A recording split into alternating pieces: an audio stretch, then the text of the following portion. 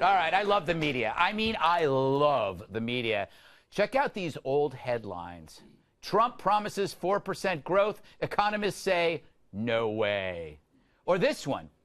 If Trump thinks he can get more than 3% economic growth, he's dreaming. And last but not least, hello, Larry.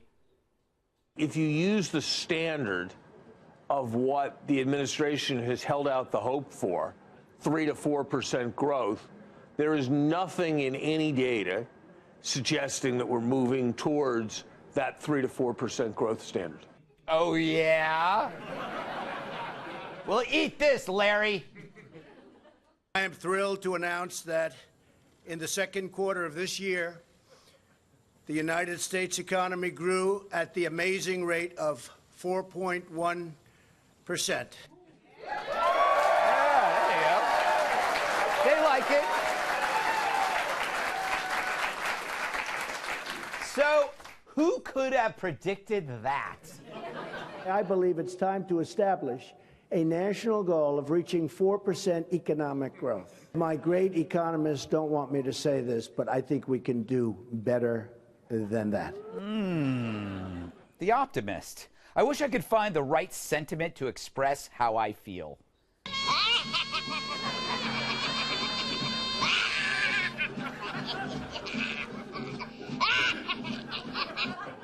I wish I could remember what I was laughing at.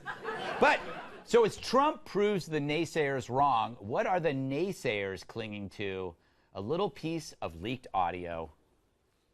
This is the kind of the ugly, sordid stuff that happens behind the scenes at a campaign. Well, at least at this Trump campaign that we're now hearing about. Well, this tape does show how the sausage is made, and you really never does, want to know how the sausage is made. I'm hearing two criminal co-conspirators conspiring on making a payment. The President of the United States tried to tell you what you're seeing and what you're reading is not happening.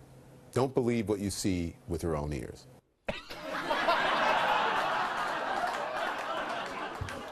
Don't believe what you see with your own ears.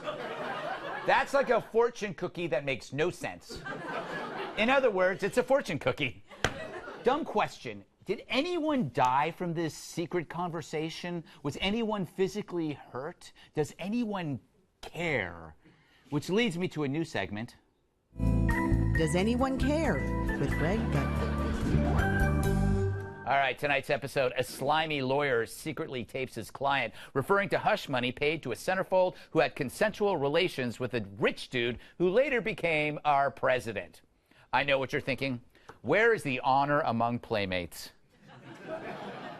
Granted, it's not the sort of deal most of us will make in our lives, but Trump paying a centerfold to keep quiet, I believe that's called Tuesday. Petty cash for playmates to Trump, that's his swear jar. In fact, I wouldn't be surprised if there are more. You're 73, a billionaire, thrice married, living in Manhattan, and you don't have to share your apartment. You're hanging around models. If you only slept with Stormy Daniels and this other playmate, you might be gay. And if he is, I still don't care. You know what I care about? I care about those new Atkins shakes. I love them. They are delicious. ZzzQuil. I wonder sometimes if I love that too much. And world peace. What's not to love? Those things matter to me. Trump's love life, that's not on my list. But now I realized that it matters. For example, right now in North Korea, they're dismantling rocket sites. Why? Obviously because Trump may have slept around. The Europeans just stopped scamming us with tariffs. But according to CNN, before that, Trump may have slept around. The GDP for this quarter just hit 4.1%, and to celebrate, U.S. Steel just reopened a plant in Illinois. But according to sources before that happened, Trump slept around. We scrapped 3,000 useless regulations. We created an economic boom, but Trump slept around. So wait a second. I sense a trend here. What experts call a correlation. Here are all these amazing achievements, and right before them, Trump had sexual relations with women. Could it be that all of this good news is due to that? I know correlation isn't causation, but maybe his sex life has made us all much better off. I do feel bad for the media. They invest so much time in these scandals. Why? Because Democrats are hopeless at understanding sex. Raising income taxes is their pillow talk. Redistribution is their foreplay. That's why they're really good at screwing people. Which is why... Thank you very much. Which is why all this good news, the Dems would rather get drunk on tawdry tales. And they think you should too because, oh my God, he lied. Oh, come on. Whether the payment happened or not, whether the payment happened or not, what we know is that he lied. Shows Trump lying once again. What else is new there? The White House lied about it. When this first came out, Hope Hicks said that Donald Trump knew nothing about this payment. He's actually saying the president had no knowledge. You know, and Giuliani knows, that is a flat-out lie. He had an affair with her. Oh, my God, he lied. He lied about an affair.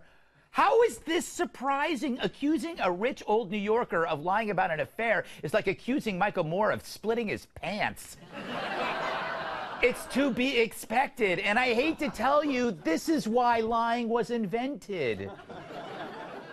Do you remember the first lie? The Garden of Eden, that snake? Oh, no, he's just a friend. As long as there's sex, there will be lies, and as long as there are lies, there will be journalism and politics. I don't condone it, but when there's so much good stuff happening in this world, I just don't care. All right. Period. Let's welcome tonight's guests. Like a man who steals your organs to sell on the black market, he'll keep you in stitches. Actor, writer, and comedian Jamie Lissow.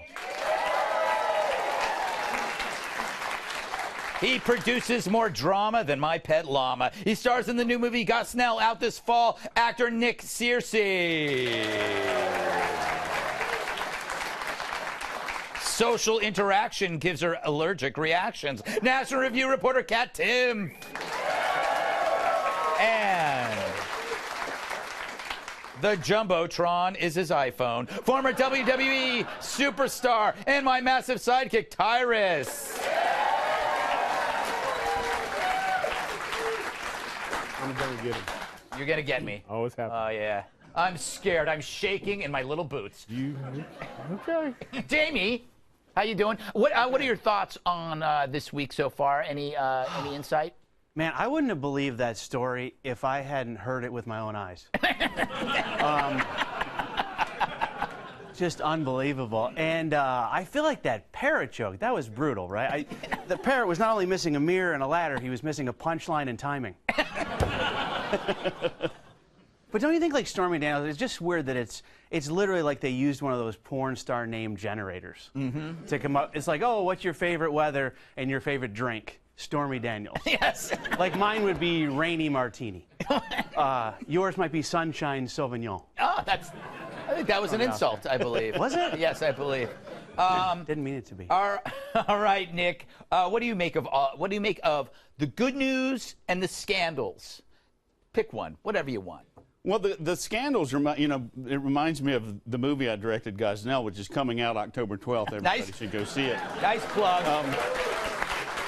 Sneaking it in there. Is that too obvious? Yes. My movie has lawyers in it. That's why it reminded me of that. But the thing about the lawyers is, the taping thing, the tape of Trump talking to his lawyer, is that like common practice? Do lawyers tape their clients? And if so, why? Yeah. That's the thing that I don't get. Yeah, God knows. And it's so funny that, Trump's lawyer, who's a fixer, hires Hillary's lawyer, who's a fixer, Lanny Davis, which would be like Lanny Davis hiring Michael Cohen. They're like fixers hiring fixers. I need a fixer. Yeah. What are you doing later? Oh, well, I thought you'd have an idea. All right. Kat, thoughts? I can't even begin to tell you just how little I care who anyone has sex with. I don't care. And I think that everyone in the media, they really think that if they can prove that Donald Trump had sex with these women and lied about it, that people who support Trump are going to suddenly stop supporting him. Exactly. But I think that people care more about things like the economy, and they care more about them having more money in their pockets. It's not that they don't believe it. It's not that they're stupid. It's that it just doesn't really matter. You know how much I've been affected by who Donald Trump has had sex with? Not at all. Really? Yeah. Like, my day has been pretty much the same as it would have been if he wouldn't have had sex with all those people. I think. Yeah, I think you're right. And it's actually the achievements that affect your life, not what he's been doing on his private time elsewhere. Tyrus, bring it home. Thoughts, wisdom? Well, as far as lying, I'm not really going to judge the president on if he's lying or not, because I've been known to lie about whether I take the trash out or not. So,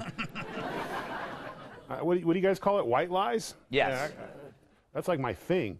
So, I just feel like, we talked about this before, they love the scary movie. Yeah.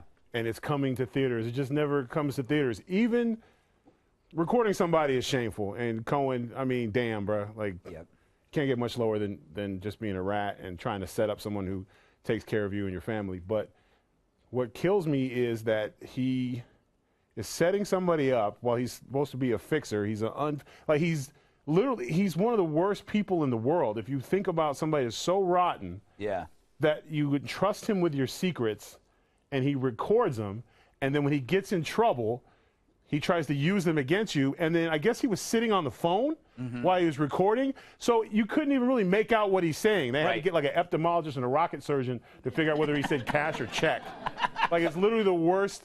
Like, he's a really bad blackmailer. Yes. And then he finds out that it's a disbarable offense to record a client. It's actually against the law. So he broke a law there. Then he leaked information. I know that who happened and what, thinking the prosecution was going to help him. They're like, no, we're not going to help you at all. You can't corroborate anything because you're a proven liar. Like, he literally had the worst week that a villain. Usually villains have bad weeks at the end of the movie. This dude started out with, like, here's my plan, and, like, he got arrested. Like, literally, he's the worst villain I've ever seen. Like, you would think he'd be better. Yeah, I got to close it out, but I think what drives me nuts is when you watch the other networks, they're, to Kat's point, they're ignoring what matters. In their snow globe, the only thing that matters, porn stars, playmates, Cohen, and tape. That's in their snow globe. And when you're in a snow globe, you don't know you're in one. Right? So you just think this is your world. Meanwhile, everybody else in the world is enjoying, basically their life is getting marginally better every day, but they don't know that in CNN because they're too busy chasing tail or tails, tawdry tails.